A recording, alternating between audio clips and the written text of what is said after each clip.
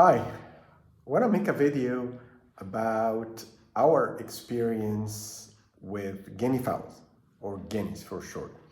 We've had them for a year now. We started with 25 and we're down now to 9 birds for reasons I'm going to get into later. And I want to make this video, I'm going to try to be unbiased, meaning that I'm going to try to set aside my emotional attachment to the birds and state the facts as we experienced it. When I was researching whether we should add guinea fowls to our chicken coop or not, I watched a lot of videos, and now looking back, I think they were biased. Some of them were minimizing some of the drawbacks of having guinea fowls, while others were completely demonizing the birds and trying to persuade you against having them. My goal is to try and present you with the top 5 reasons we love having them for and the top 5 reasons we hate having them for. And you decide for yourself whether they're suitable for you or not. Let's get started. Top on my list, on the good side, is that they're full of character. They're funny without meaning to be. They're the comedians of the farm. They just get into themselves in a lot of trouble. They're flighty. I'm going to get into some of these reasons. They panic easily. They have a very strong flock instinct. All these reasons combined make them hilarious. It doesn't take long for any of our guests to start noticing the guineas, laughing at them, paying attention to them, getting intrigued, asking questions about them. They are funny looking, so they take some getting used to in terms of liking how they look. They have this small head with a big oval body, the helmet, the wattles, but you quickly grow to like them. Number 2, they reduce the tick population. If you have a sizable property, you need a large number of guineas. When we had 25, we didn't notice any ticks on our cat. When we're down now that we're down to 9, he often comes, he's an indoor-outdoor cat. He sometimes comes back with ticks on him. Number 3, they warn you of predators. So if they see a hawk, they will make a lot of noise. If they see an eagle, just yesterday I saw them parading a raccoon off of the property. He was running all 9, running after him, making loud noise till he just left. Number 3, they have a very strong flock instinct. That means they want to stay together all the time. If one gets separated, they will let you know. They will be calling to each other, and they will make a lot of noise, and it will not stop until you intervene. So that's a good thing. And they do, as I will get to later, they do wander. They get themselves in trouble, so you want to know. So that's one good thing. But then the 5th one is that they're monogamous. If you have the right male to female ratio, they will pair up and not change partners. So unlike chickens, where roosters will fight, because each rooster will try to sleep with every single hen in the coop. So if you have multiple roosters, they will fight and try to steal each other's harem, so to speak. Not the case with guineas. So that's a good thing. You can have any number of males as long as you have the right proportion, the right ratio of females. You will be fine. Now getting to the bad.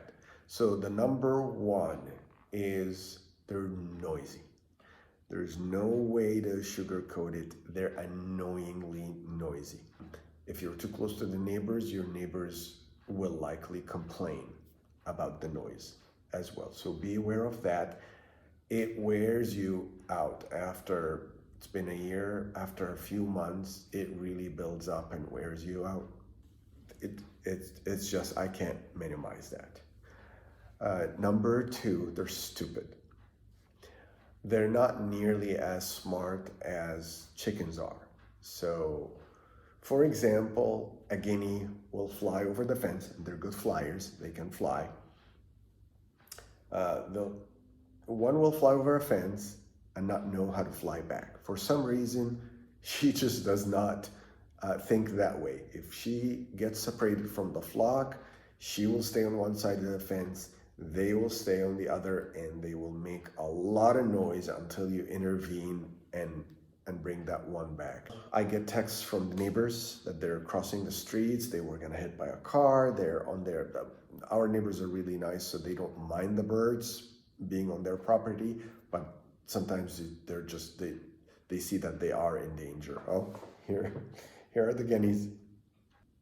So they are stupid, they will get themselves in trouble and you will have to intervene. So be prepared for that. Number three, they do not, they're wild at heart. Because they're wild, they will never really be like chicken, allow you to handle them, and you will need to handle them if one is broken or sick or something like that. They will not allow you to do that. They panic. They will not let you come near. The best you hope for is that they allow you to be like 3-4 feet from them, let you see them. Most of the time they see themselves in the reflection, think it's other birds, and they start fighting with their reflection. So back to that point, being really wild, you cannot tame them. They will never warm up to you. Oh, by the way, we hatched one. There's one that hatched in our incubator.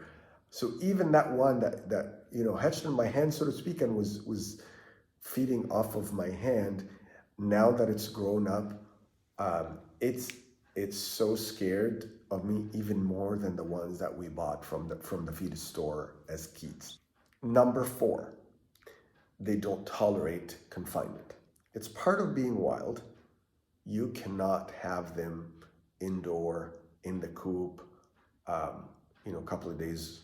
They will go crazy. They will be very extra noisy. They will fight on each other. They will pick with other birds. We have chicken with them in the same coop. They're not good for confinement. They will not tolerate it.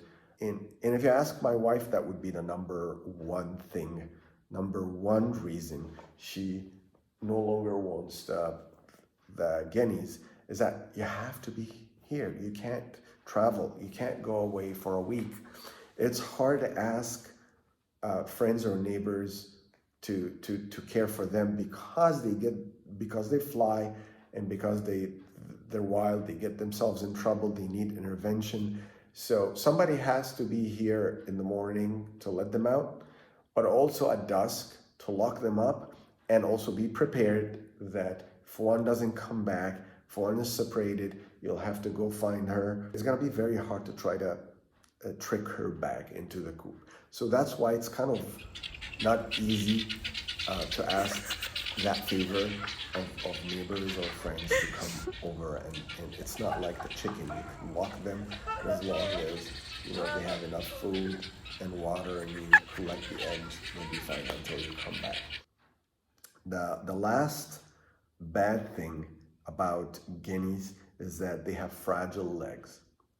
They're heavy, they're big birds, and and combine that with them being flighty, and they get scared so easily. So if you open the coop at night for whatever reason, and you'll need to do that sometimes, they just fly in the dark. They hit the walls, the ceiling, the floor, they break their legs. Even on their own with that, they somehow break their legs. And that's how we went down from 25 to 9, a lot of them broke their legs, and we'd leave them a couple of days and see. Some of them would recover, some of them it gets worse and they can't walk. We try to bandage them. If it doesn't work, we have to process them because they become easy prey if they can't run or fly.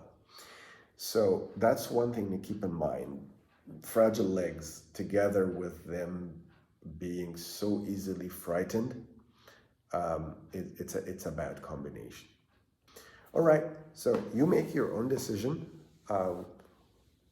We have decided it was a good experience, but it doesn't really suit us. It doesn't serve the purpose, or the benefits do not really outweigh the drawbacks for us.